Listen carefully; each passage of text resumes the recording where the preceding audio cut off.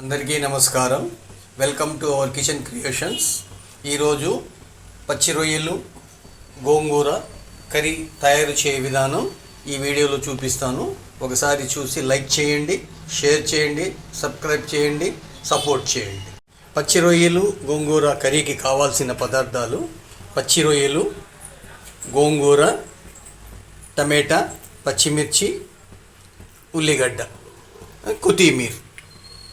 ఒక గిన్నెలో గోంగూర వేసుకొని కొంత కొత్తిమీర, తర్వాత ముందుగా ఒక గిన్నెలో గోంగూర, కొత్తిమీర, ఒక స్పూన్ అద్రక్ లహసన్ మసాలా, ఆ తర్వాత కొంచెం 2 ముక్కలు 4 ముక్కలు కోసిన ఉల్లిగడ్డలు, ఒక పచ్చిమిర్చి,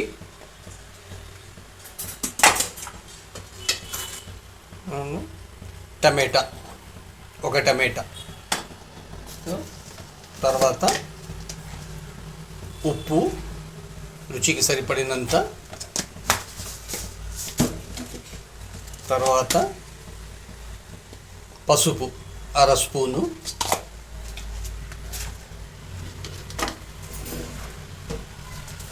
తర్వాత మిర్చి పౌడర్ 1 స్పూన్,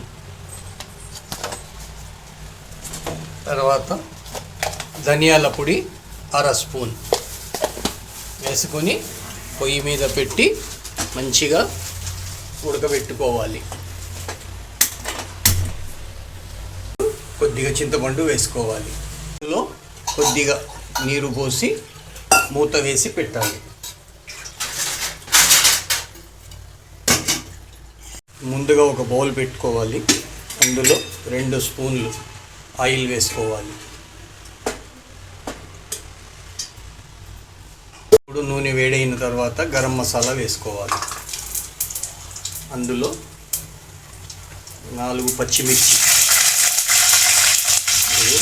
తరిగి పెట్టుకున్న ఉల్లిగడ్డలు వేసుకోవాలి. అలాగే కరివేపాకు వేసుకోవాలి. మంచిగా దూరగా అయ్యే వరకు ఇలా కలుపుతూ ఉండాలి. ఇప్పుడు 1/2 స్పూన్ పసుపు వేసుకోవాలి. 1 స్పూన్ అద్రక్ లహసన్ మసాలా వేసుకోవాలి. ఇలా పచ్చివాసన పోయే వరకు ఇలా కలపాలి. ఇప్పుడు రొయ్యలు వేసుకోవాలి. పచ్చి రొయ్యలు వేసుకొని మంచిగా వేగనీయాలి. ఈ మసాలాలోని ఈ రొయ్యలు మంచిగా వేగాలి.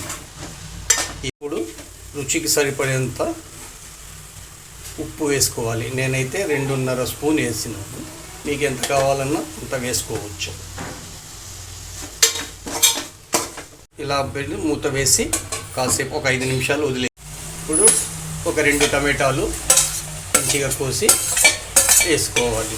ఇవి వేసిన తర్వాత వేగే వరకు సిమ్లో పెట్టి టమాటా మెత్తంగా ఉడికే వరకు మూత వేసి పెట్టేయాలి. మెత్తంగా గుజ్జులాగా తయారైపోయింది. ఇప్పుడు ఇందులో 1.5 స్పూన్ మిర్చి పొడి, కారపొడి వేసుకోవాలి. వేసి మంచిగా ఇలా మసాలా పట్టే వరకు కలపాలి. ఇప్పుడు 1/2 స్పూను ధనియాల పొడి కలుపుకోవాలి. తర్వాత కొద్దిగా నీళ్లు కలుపుకోవాలి. కొద్దిగా, చాలు, ఇంతే నీళ్లు కలిపి మూత వేసి ఒక 5 నిమిషాలు ఈ మసాలా వాసన పోయే వరకు మూత వేసి పెట్టేయాలి. ఇప్పుడు పచ్చి వాసన పోయిన తర్వాత ముందుగా మనం ఉడకబెట్టి రుబ్బి పెట్టుకున్న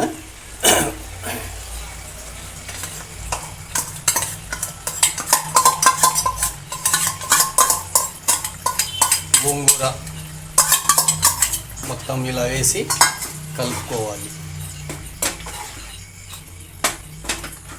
కొద్దిగా కొత్తిమీర కలుపుకొని మూత వేసి కొద్దిగా నీళ్లు ఇందులో యాడ్ చేసుకోవాలి. కొద్దిగా, ఎక్కువ వద్దు.